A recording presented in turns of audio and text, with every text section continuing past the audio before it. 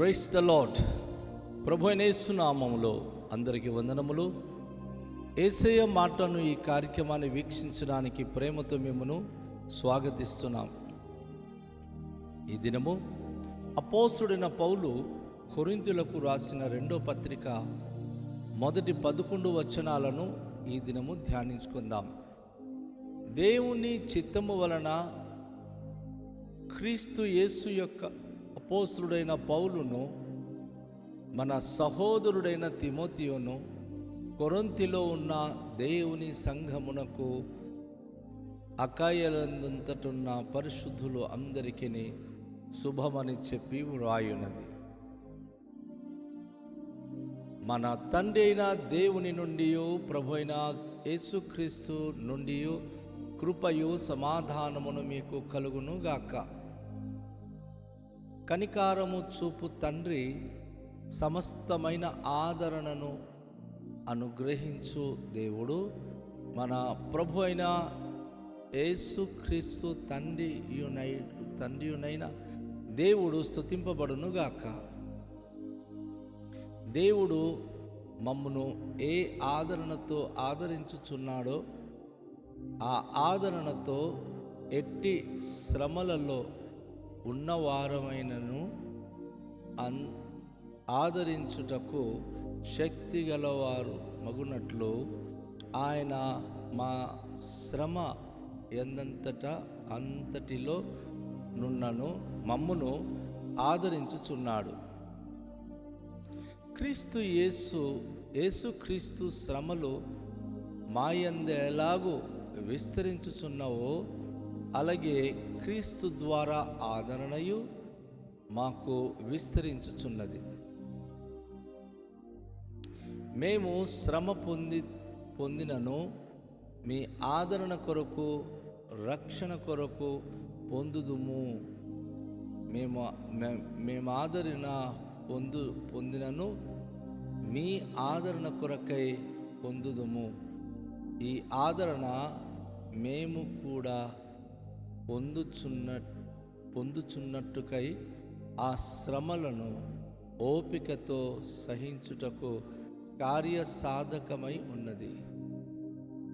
మీరు శ్రమలలో ఎలాగూ పాలివారై ఉన్నారో అలాగే ఆదరణతోనూ పాలివారై ఉన్నారని ఎరుగుదుము. గనుక మిమ్మును గూర్చిన మా నిరీక్షణ స్థిరమై ఉన్నది. సహోదరులారా,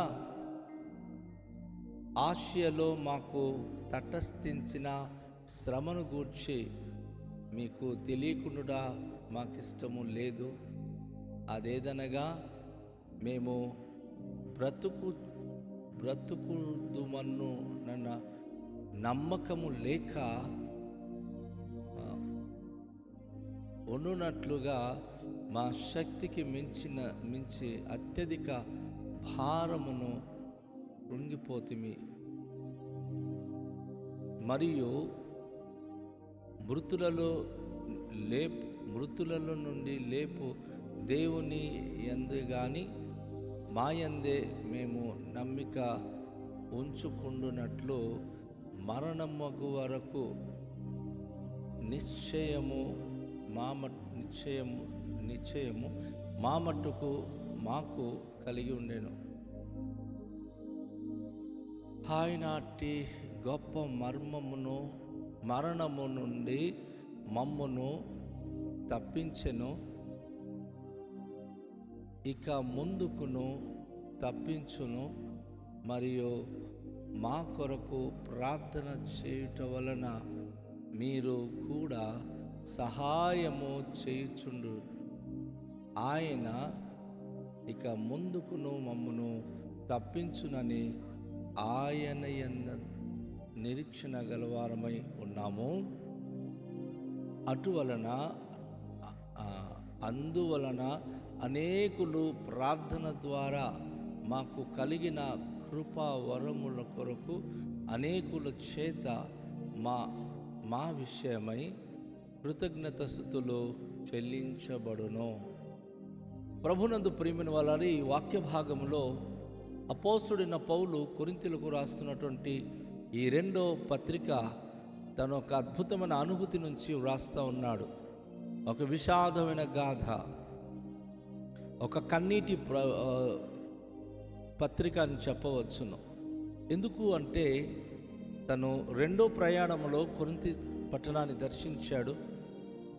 ఆ సమయంలో మాసిదోనియా మీదుగా ఆయన ఆ పరిచర్య చేస్తూ ప్రయాణం చేశాడు. అయితే కొరింథీ పట్టణం గురించి చాలా విషయాలు ఆయన విన్నప్పుడు ఆయన ఎఫెసీ నుంచి కొరింథీకి మొదటి పత్రిక రాశాడు. రాసినప్పుడు కొరింథీ సంఘంలో ఉన్న దిద్దుబాటు గురించి, వారి ప్రవర్తన గురించి ఖండించి, రకరకాల పరిస్థితులలో వారు ఉన్నందున వారికి మందలించి గద్దించి వ్రాసినందుకు ఎక్కడైనా సరే వాస్తవాన్ని చెప్పినప్పుడు ఎవరు కూడా దానిని అంగీకరించరు. తిరుగుబాటు స్వభావం కలిగి ఉంటారు. కొరింథీ సంఘం నుంచి అతనికి చాలా ఎదురీతే ఏర్పడింది.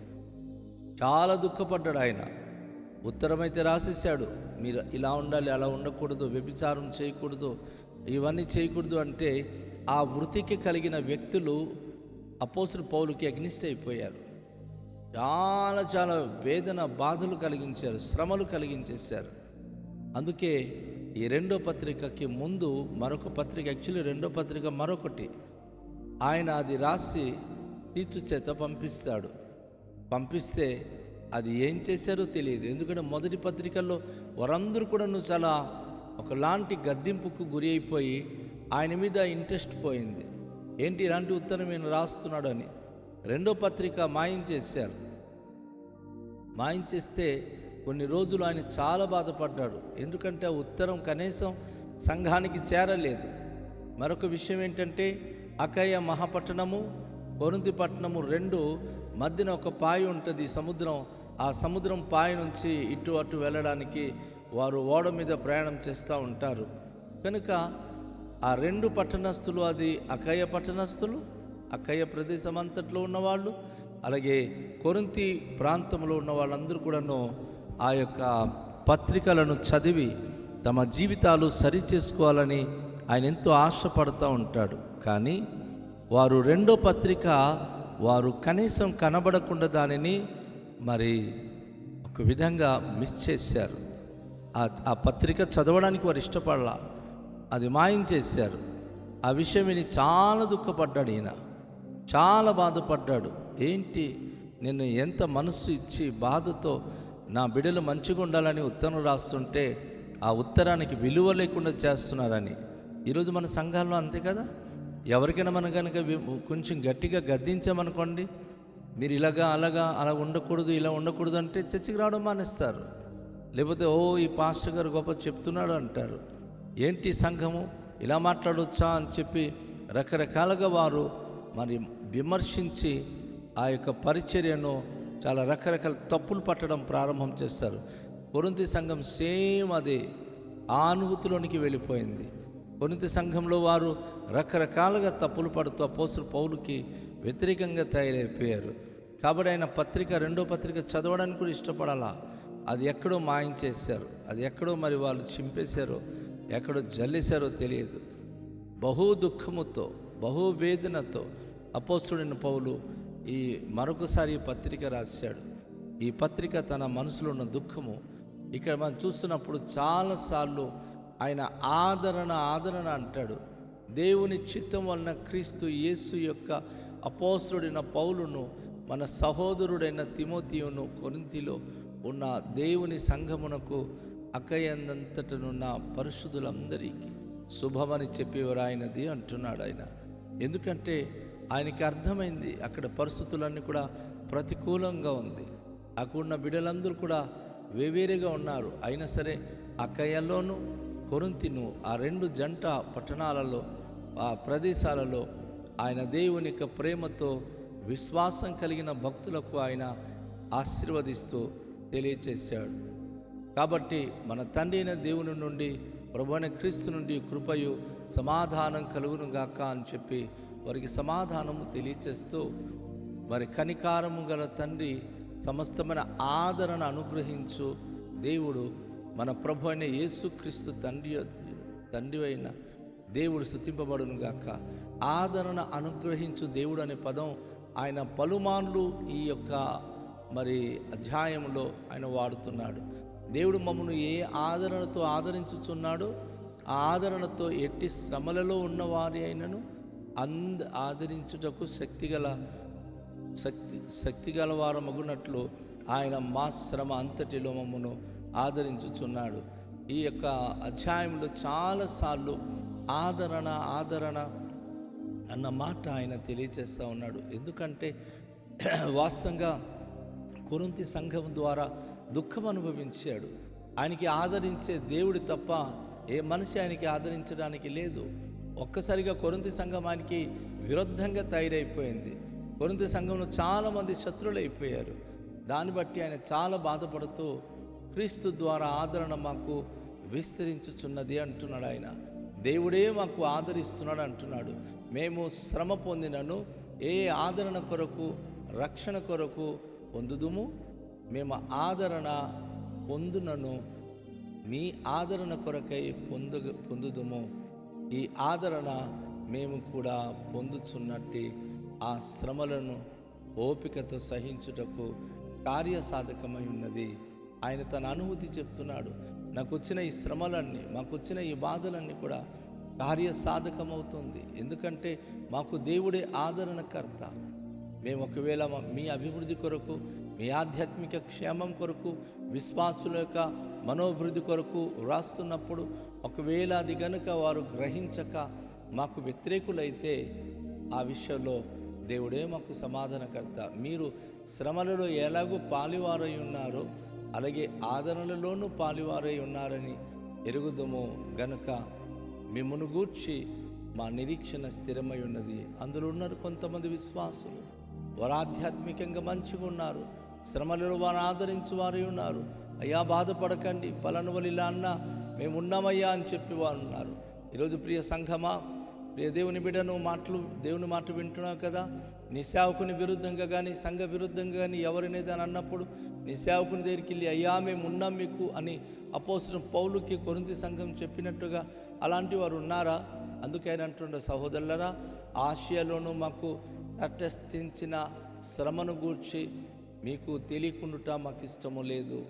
అదేమనగా మేము బ్రతుకుదుమని నమ్మకము లేక ఉండునట్లు మా శక్తికి మించిన అత్యధికమైన భారము వలన కృంగిపోతే మీ కొనిసిన దైవజనులు సేవ చేస్తూ ఉంటారు. కానీ అనుకోకుండా ఎలాంటి శ్రమలు, ఎలాంటి బాధలు వారి జీవితాన్ని సంభవిస్తుందంటే ఇక బ్రతకడం ఎందుకు, చచ్చిపోతే మంచిది అని స్థాయికి వెళ్ళిపోతారు. అయితే ఇక్కడ వారికి ఉన్న నిరీక్షణ మృతులను లేపు దేవుని యందు గాని మా యందు మేము నమ్మిక ఉంచుకున్నట్లు మరణమగుదుమని నిశ్చయము మా మట్టుకు మాకు కలిగి ఉండెను. ఇక మేము బతకలేము, చచ్చిపోతామని భావన వచ్చేసింది. అయితే ఒకటి, మరణం నుంచి తప్పించగలిగిన ఒక దేవుడు ఉన్నాడు. ఆయన అట్టి గొప్ప మరణము నుండి మమ్మను తప్పించెను, ఇక ముందుకును తప్పించును. మరియు మా కొరకు ప్రార్థన చేయుట మీరు కూడా సహాయము చేయుచుండగా ఆయన ఇక ముందుకును మమ్మను తప్పించి ఆయన యందు నిరీక్షణ గలవారమై ఉన్నాము. ఆయన స్పష్టంగా చెప్తా ఉన్నాడు, దేవుడే మాకు నిరీక్షణ. ఎందుకంటే నిజమే, సేవకుడు దేవుని వైపు చూసి వెళ్తున్నప్పుడు లోకము చాలా విమర్శిస్తుంది, చాలా బాధిస్తుంది. కానీ అలాంటి పరిస్థితులలో దేవుని వైపు చూస్తే ప్రయాణం చేయాలి. అందువలన అనేకుల ప్రార్థన ద్వారా మాకు కలిగిన కృపా వరము కొరకు అనేకుల చేత మా విషయమై కృతజ్ఞతస్తులు చెల్లింపబడును. దేవుని సన్నిధిలో ఎప్పుడు కూడా మేము స్తుతిస్తున్నాం. ఎందుకంటే సేవకు పిలిచింది ఆయన, తన కృపనిచ్చింది ఆయన. అనేక మంది మా కొరకు ప్రార్థన చేస్తుండగా అనేక మందికి మేము ఆశీర్వాదకరం ఉండాలని ఆయన చేసిన కార్యం కొరకు ఆయనకి కృతజ్ఞతలు చెల్లిస్తున్నామని చెప్పి దేవుని సన్నిధిలో తనకున్న అనుభూతిని తెలియచేస్తూ ఉన్నాడు. తను రెండో పత్రిక దుఃఖముతో వ్రాసిన పత్రిక ఇది. మాసిదోనియా ప్రాంతంలో ఆయన ఉంటూ ఆయన కొరింథీ సంఘానికి రెండో పత్రిక, వాస్తవంగా రెండో పత్రిక వారు దానిని మిస్యూజ్ చేశారు కనుక ఇది 3వ పత్రిక, కానీ ఇది 2వ పత్రిక కింద పరిగణింపబడి వ్రాయబడింది. వారి దిద్దుబాటుకు ఆయన హెచ్చరించినందుకు దుఃఖం కలిగించారు, తిరుగుబాటు చేశారు.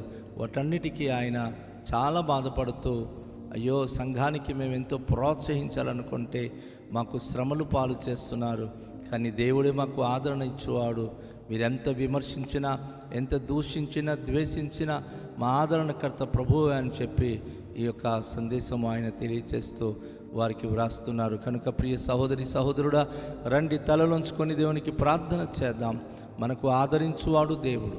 ఎవరు విమర్శించినా, ఎవరు దూషించినా, ఎవరు ద్వేషించినా మనకు ఆదరించువాడొకడు ఉన్నాడని విశ్వాసంతో ధైర్యంగా జీవిద్దాం. రండి, ఈ సమయంలో మనం తలలోంచుకొని ప్రార్థన చేద్దాం. మిక్కిలి దయగల పరలోకపు తండ్రి, మీ పరిశుద్ధ నామానికి వేలాది వందనాలు, స్తోత్రాలు. మీకే మహిమ, ఘనత, ప్రభావములు చెల్లించుకొనుచున్నాం తండ్రి. ప్రశస్తమైన సమయంలో రండి, మీ యొక్క కృప, మీ కరుణ, మీ కటాక్షం మాకు దయచేయండి. మీ అభిషేకము, మీ ఆశీర్వాదము అనుగ్రహించండి ప్రభువా. ఎటువంటి శోధన శ్రమలు మాకు ఆవరించిన అటువైపు చూడక, విశ్వాసంకర్తైన మీ వైపు చూస్తూ మాకు ఆదరించే మీ ఆదరణ కొరకు మేము సంపూర్ణంగా స్థిరులై జీవించే భాగ్యమునిమ్మని ఈ ప్రశస్తమైన సమయంలో ప్రతి బిడల హృదయాలను, మనస్సును మీ ప్రశాంతతతో నింపమని, ఈ నూతనమైన నెలలో ప్రభువా మీరే తోడై ఉండి నూతనమైన కార్యములు మా జీవితంలో జరిగించుమని, మీ అభిషేక ఆశీర్వాదములు మా పైన ఉంచి నడిపించుమని యేసు నామములో ప్రార్థిస్తున్నాము తండ్రి, ఆమేన్. అందరికీ షాలోమ్. ప్రభు మనలను దీవించునుగాక.